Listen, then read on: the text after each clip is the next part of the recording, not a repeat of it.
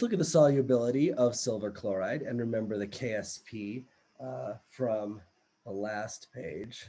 KSP is Ag plus Cl minus equals 1.8 times 10 to the minus 10.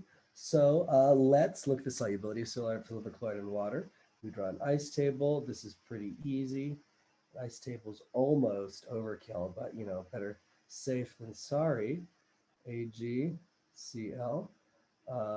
minus 0, 0 plus x plus x. So at equilibrium, it's x squared equals 1.8 times 10 plus 10. And so the x, we take the square root of that, and we get 1.3. Obviously, only the positive square root makes sense, times 10 to the minus fifth molar. Okay, so that is the solubility. That is if we dissolve silver chloride in water, that's the amount of silver and chloride. Remember, these are x, the concentration of silver and chloride that are in the water above that. That's the amount that can be soluble. Okay, let's do something a little bit different. Let's say that there's a very weak solution of hydrochloric acid in there. So what would we get? Well, let's do the ice table again. And this time we really do need the ice table because the equations are a little more complicated.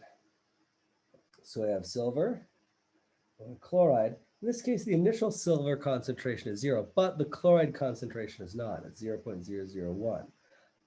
And the change would be plus x. We get silver and chloride being produced when we put silver chloride in.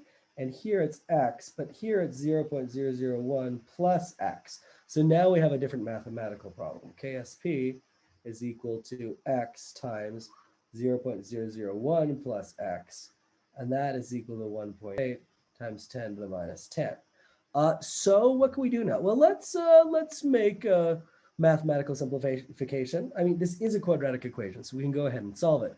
But let's just say, let's assume x is small compared to 0.001. So this would just reduce to 0.001 times x is equal to 1.8 times 10 to the minus 10. And so we divide both sides by 10 to the minus 3, and we get that x equals 1.8 times 10 to the minus 7. And you can see there that that's actually a good approximation. That is, 4 orders of magnitude smaller than 0.001. So we can go with that approximation. So that is the concentration of Ag plus.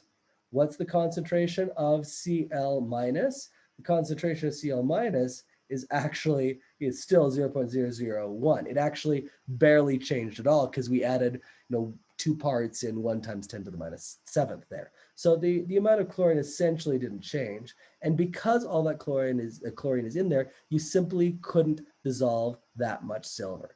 The amount of silver you dissolve here is, notice, it's about 2 orders of magnitude less because of the existence of the chlorine that's already in there. So our reaction equilibria are going to be modified by the amounts of other ions that are involved in the reaction.